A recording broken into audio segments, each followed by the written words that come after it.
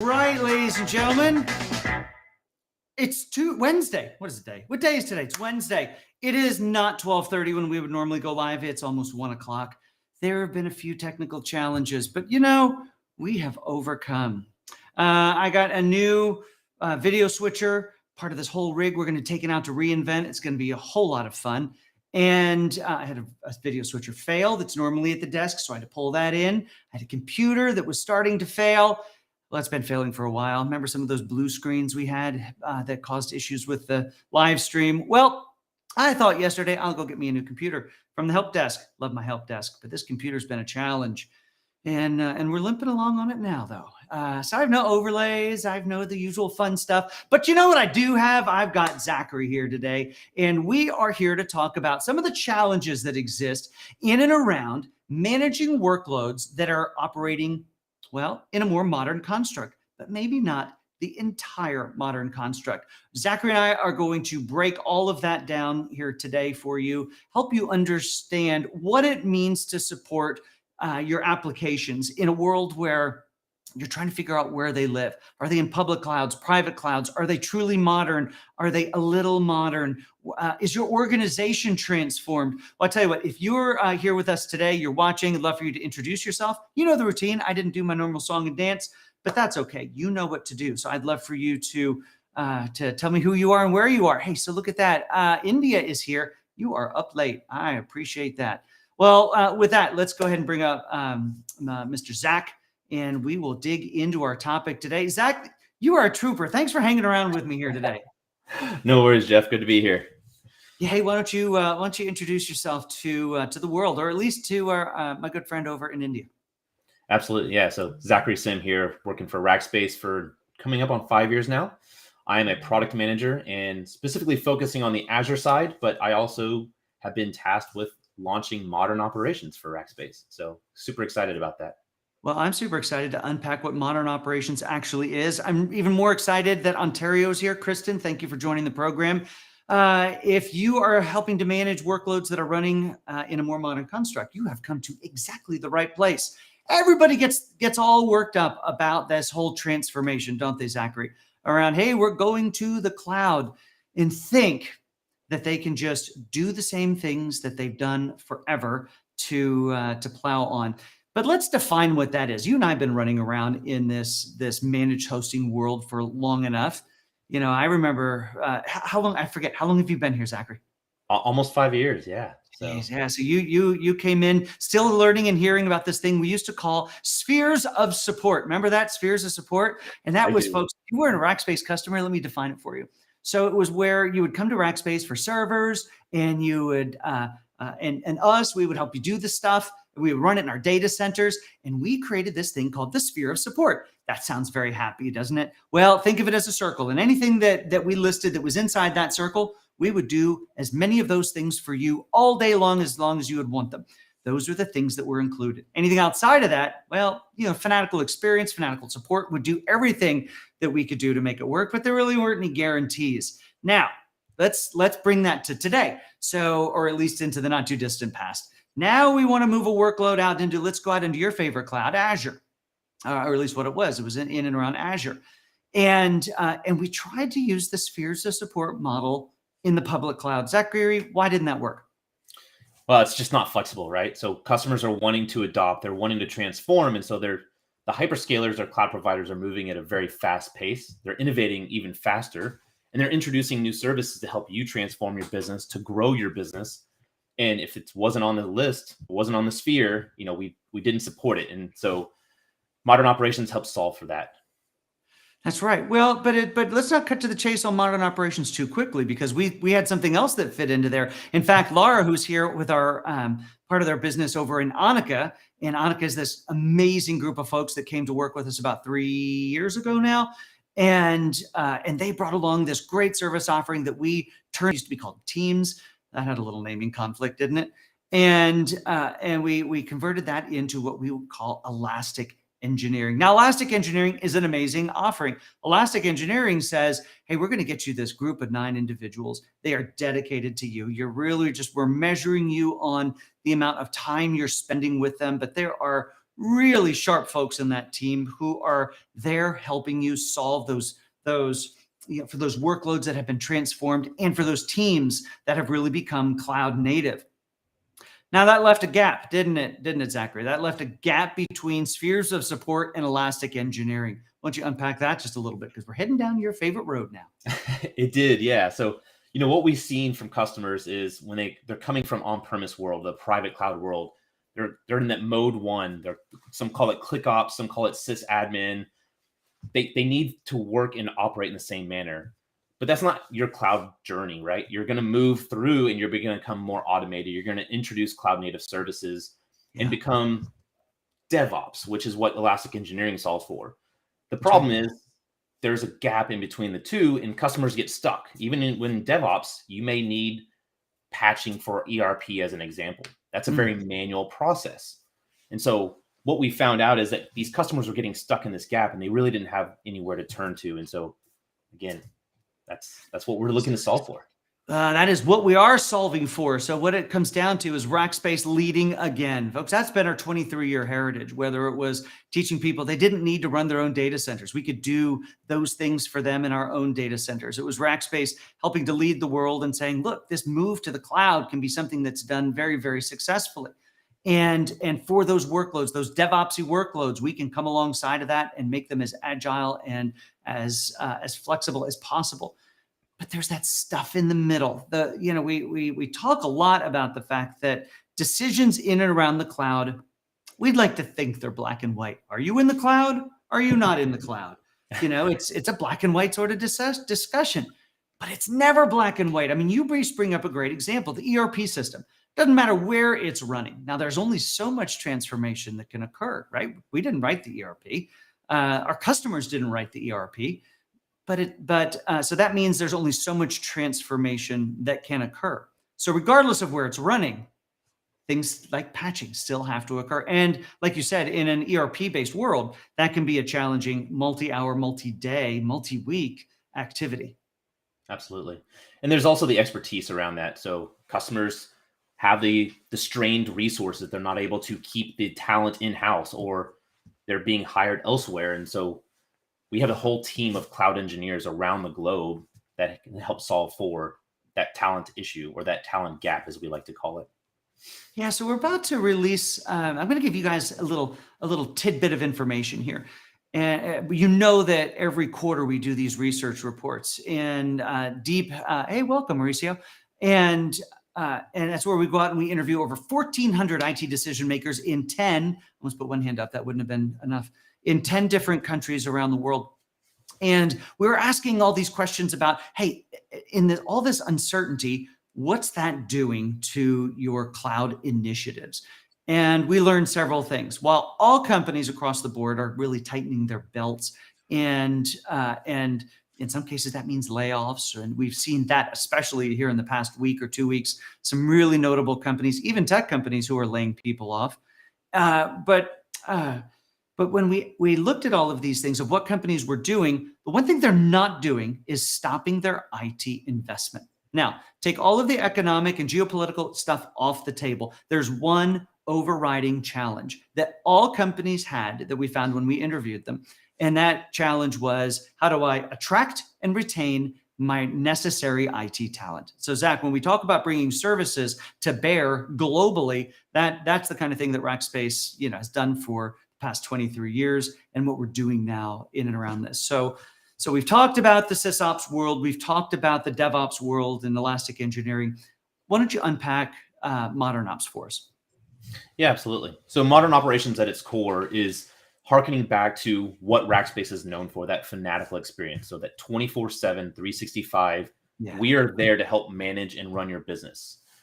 When things go bump in the night, we are there. If there's an outage, we are there. And not only there, are we there, but we're there in a way to help kind of proactively approach that. So if things happen, that's a learning lesson. You take away news and information from that, and you can put in proactive monitors or systems around that to help prevent that in the future, right? So it becomes secure by design and it increases that reliability. But what it is, it's end-to-end cloud management across all three hyperscalers. So, and I say all three, there's more obviously, but We focus on AWS, Azure, and GCP for the vast majority. And like again, what it's supposed to solve for is it's designed to help customers manage their environment, so those internal resources they do have can focus on core business activities. We want customers to transform at their own pace, and this allows them to do that. So it's a common story threaded across all the things Rackspace does. Here are 7,000 employees. They're not all technical, but most of them are around the world who can help be that force augmentation. I don't want to say staff augmentation, but I want to say is we're really come in and be the brain trust to help with architectural decisions, or it can be things down just like how we patching ERP, are we applying the right patches to the VMs that still need to run? Or how can we apply some cloud native strategies around your traditional architecture? Because that's a very common thing that we see as well. And that's again where we talk about things not being really black and white, but that overlap, especially in a cloudy sort of a world. So maybe walk us through some other examples, Zachary, about how this occurs and how we're helping customers. Yeah, absolutely. So one of the ways is, as customers are developing and are maturing in the cloud, they're going to be adopting cloud native services to help grow, whether it's app development or otherwise. And so they need that expertise. They need cloud best practices. What do I do? Where do I go from here? How do I then build on these blocks to make sure that we have operational excellence, that we have IT excellence?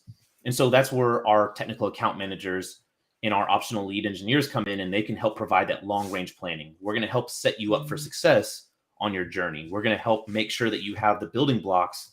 So again, you're secure by design. You have the monitors in place to let you know when things are occurring. And of course, we have the proprietary tooling on the back end so that when monitors do occur and alerts occur from those monitors, we can remediate without you having to ever touch the keyboard, right?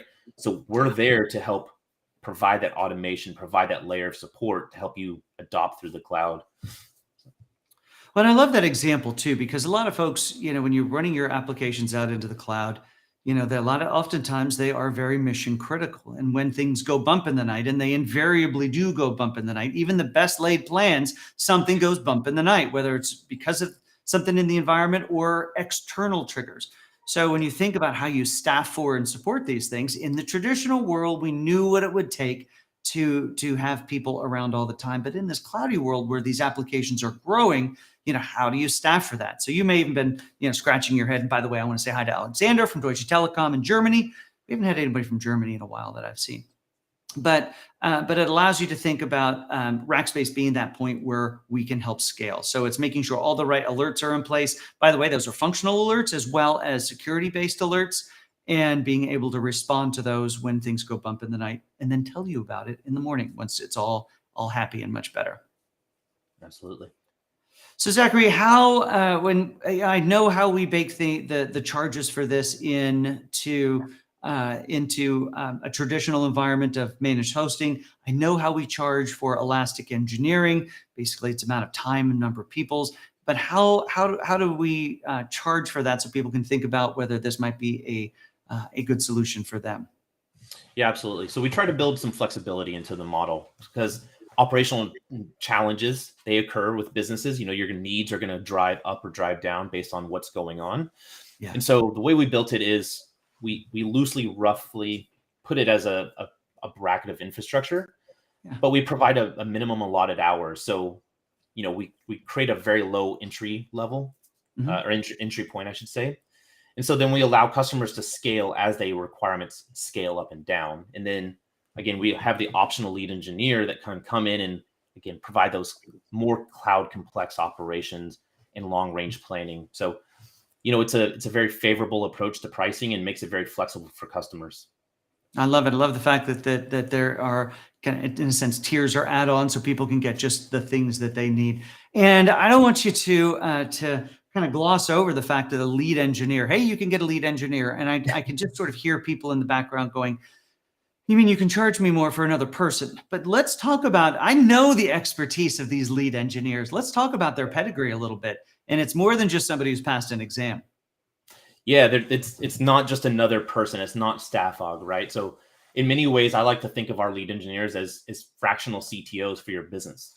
They're there to help understand and unpack what your business strategy is, the way you operate, the way you manage, how it fits into an IT platform, and then translate that to Rackspace services. So they actually are the customer advocate, bringing the customer to us instead of the other way around. And so it creates this really unique environment of growth.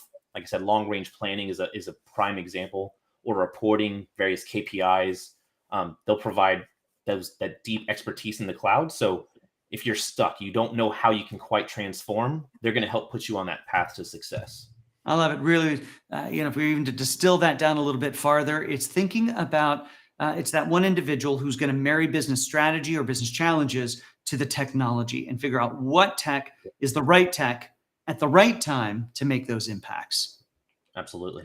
And that is a multi-year skill to be able to do that sort of thing. Again, I talk about folks, who it's not just somebody who just passed their first exam in Azure or fill in the blank of cloud. It's somebody who's been in this environment for a good long time. All right. So Zachary, modern operations, it's available. Let's say what's available today from Rackspace. We're available to have a conversation about it today. It is a new offering because as all things, Rackspace is leading the market in this space. We led the market with Elastic Engineering. And I'm going to say thank you again to Lara and your history with Annika and the capabilities that really were the foundations of Elastic Engineering. But again, it leaves that gap because not everything is the DevOps forward world. Now, the other piece to think about that, a question for you here, Zach, or really for you to talk about why this is needed is, first of all, it's not a one size fits all thing, but it's also not one size fits all when we think about a company's transformation to the cloud. Oftentimes, individual departments are moving at different paces inside of organizations. There may be some that are Elastic Engineering ready. In other words, it's a DevOps cloud first world. There may be others who are managing things in that modern operations space. So if people want to learn more, I think producer Daniel already posted a link up there. So if you head over to rackspace.com/cloud/ well, you guessed it, modern-operations, then you can learn more. Tell him Zach offered. Hey, here's a question. Do we offer IAC? Yes. So as part of our Elastic Engineering, all of the architecture is built on IAC, and then a vast majority of modern operations architecture and deployment is built on IAC as well. And then we help support, change management, incident management, which is a great point. We didn't talk about the incident management part. So one of the things we have built into the offering itself, because everyone's thinking it's an hourly model, how does that work? For incident management, we're there to help provide a reprieve for those P1 or P2 incidents. When you have an emergency, it's not going to eat your operational support requirements. And so, again, that flexibility, we're trying to work with customers to ensure they have the best providable support. It's reliable. And then at the same time, we're working with the customer and not against or, putting an adverse aspect into the relationship.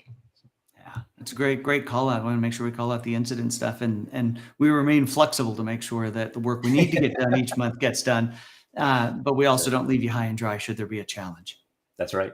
All right. There really isn't anything else available like this in the market today. Rackspace, we are the world's leading multi-cloud solutions company. So we're here to serve customers through the use of technology to help our customers achieve their business goals or overcome their challenges through the use of just the right technology at just the right time. So if there's anything we can do to help you answer some questions, first of all, if you're not friends with Zach or I on LinkedIn, please connect with us.